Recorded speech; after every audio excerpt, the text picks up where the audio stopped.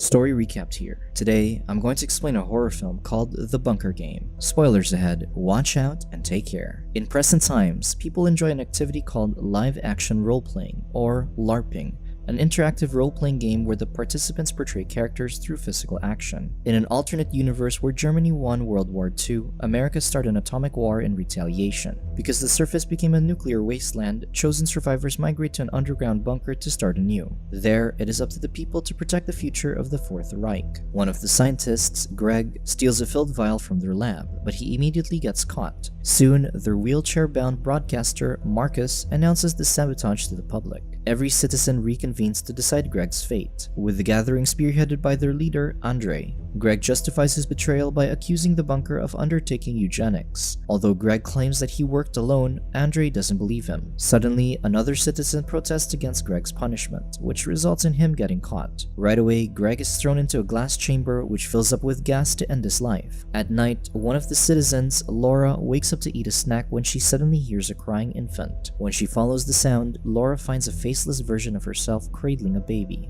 The shock jolts Laura awake from the nightmare. Frightened, Laura hurries to the restroom to vomit. While cleaning up, she gets cornered by a masked individual, so she tells the person that it isn't the right moment. When the individual removes his mask, it's Greg who's still alive. After making love in the bathroom, Laura confesses that she's pregnant. Right away, Greg says that he wants the child on weekends, but Laura admits that she doesn't want to keep it. Greg asks whether he has a say in the decision, but Laura points out that it will be difficult to pass the child between them because she'll move to New York. The revelation surprises Greg, but he still asks Laura to try. However, she's certain that she doesn't want to throw away everything to become a mother, and she doesn't consider herself and Greg to be good parent material. Laura reminds him that their LARP is nearly over and that it's time to stop pretending. Greg assures Laura that he never pretended with her, so once their LARP is over, he wants to talk about their future. To excite her, Greg teases that they will go out in style, stressing that the bunker is filled with so much history and brings out who they really are. The next day, Andre talks to Marcus about isolating the good part of his genes for the bunker's repopulation program, although Marcus could tell that his statements are rooted in racism.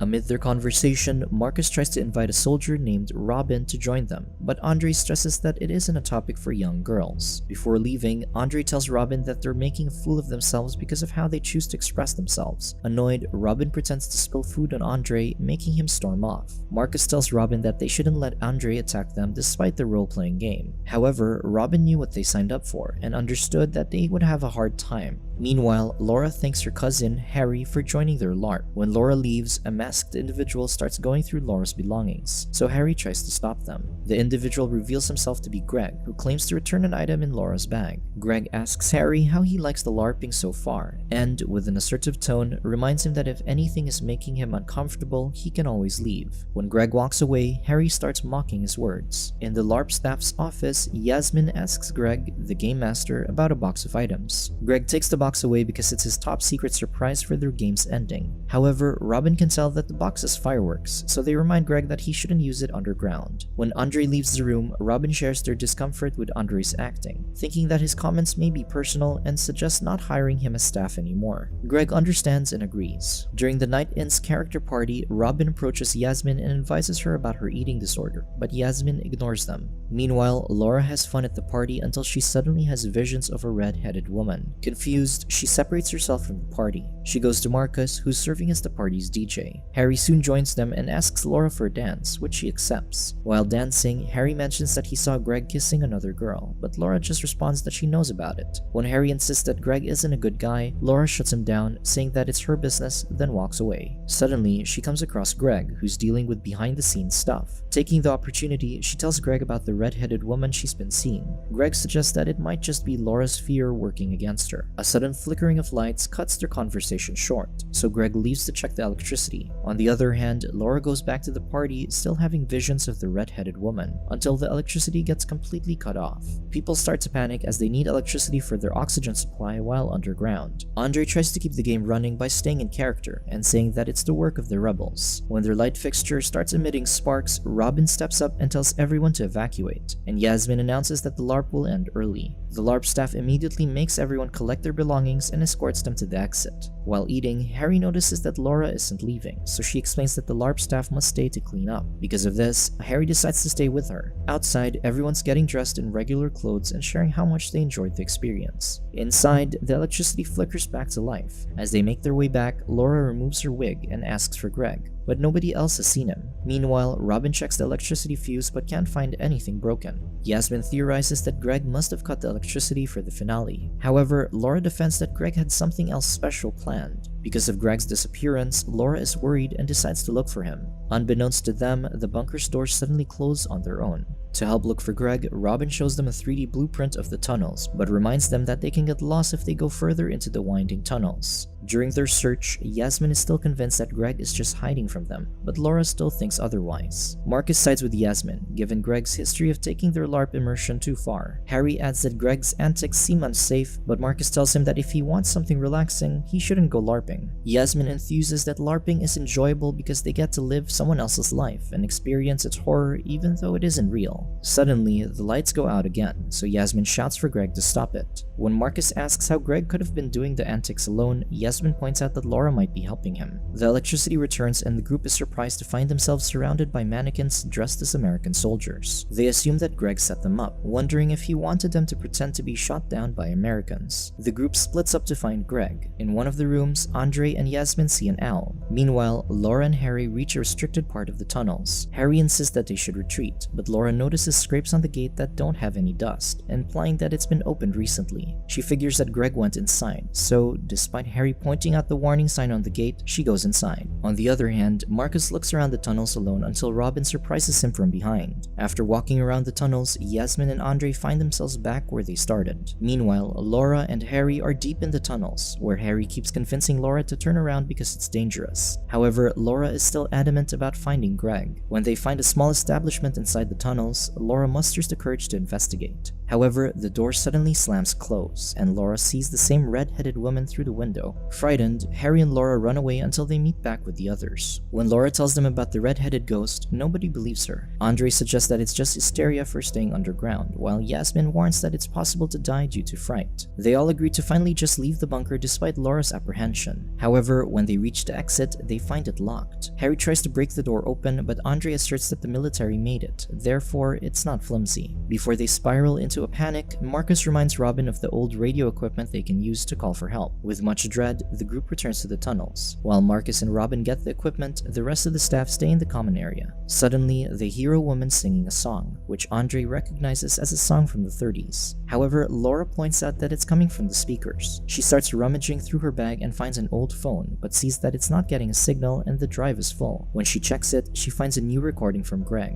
There, he encourages Laura to enjoy the rest of the game and happily move away if she makes it out alive. Although Greg's recording mentions that he's joking, everyone else, including Laura, believes that they're currently experiencing Greg's weird way of finishing the game. Laura angrily walks away to change her clothes and listen to Greg's recording, hoping to convince herself that Greg didn't trap them there. While alone, Yasmin goes to get a snack when she hears a sudden thud. She calls out to Greg and Laura, thinking that they're scaring her. She continues to open one of the canned foods, but finds it's filled with maggots. While Robin is busy trying to get the radio working, Andre goes down a ladder. Robin heads up the deck to fix some wires, but accidentally knocks over a mannequin, which creates a crack in the window. Meanwhile, Andre finds himself in an upside-down version of the tunnel. Robin finally gets the radio working and starts asking for help, but the other end can't seem to hear them. Suddenly, the phone rings, so they answer the call. However, all they hear on the other line is the woman singing from earlier. Finally, the window from the deck breaks, sending shards in Robin's direction. Suddenly, all the lights turn red, making Andre run away. On the other hand, Laura finishes showering and sees the red-headed ghost staring at her from the mirror. In a flash, the ghost grabs Laura and presses her face onto the mirror. When she looks away, she finds herself in the body of the ghost, Clara.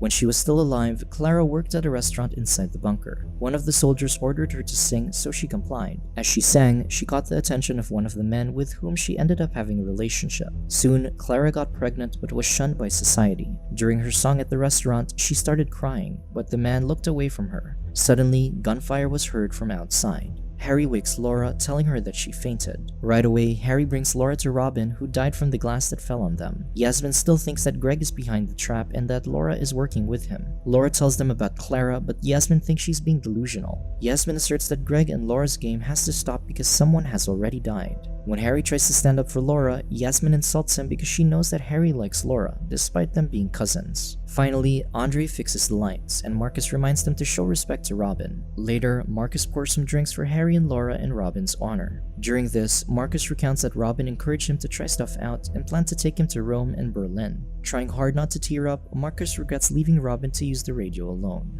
He clinks his drink with the others, but Laura refuses to drink because she's pregnant. Due to the revelation, Marcus drinks to Laura's baby and makes her promise to keep it. On the other hand, Harry is speechless, so Laura starts to apologize for revealing the pregnancy in such a way. But Harry tells her that she doesn't need to be sorry. Afterward, Marcus excuses himself to the toilet. Inside, however, his grief overpowers him, and he grabs a shard of glass from the sink and tries to harm himself. With shaky hands, he manages to stop and apologizes to Robin. Unknown to him, an unseen entity locks the bathroom door from outside. Meanwhile, Yasmin and Andre discuss the events, but Yasmin scolds him for not respecting Robin's pronouns. Andre ignores her as he looks around the room until he finds archive footage. In the bathroom, Marcus tries to leave, but his electric wheelchair starts to short circuit. The spark causes his pants to catch on fire and he burns. Meanwhile, Laura inspects the 3D blueprint of the bunker again, wondering if they missed anything. Suddenly, she notices that the bunker restaurant starts to light up. Suddenly, the owl from earlier starts to fly around the tunnels. Later, the group bursts inside the smoky bathroom and Laura collapses in tears as she sees Marcus's charred body. Afterward, they take Marcus's body away in a wooden box. The remaining survivors watch the footage Andre found in hopes of finding another exit. While watching, Andre explains that actual Nazis occupied the bunker to coordinate the defense against the Allies back then.